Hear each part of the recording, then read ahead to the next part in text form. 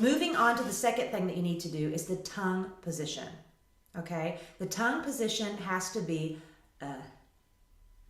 I'm gonna let my tongue stay fat, and I'm not releasing my upper jaw.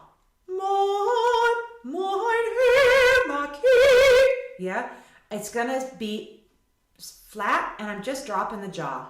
My key, it seems to me.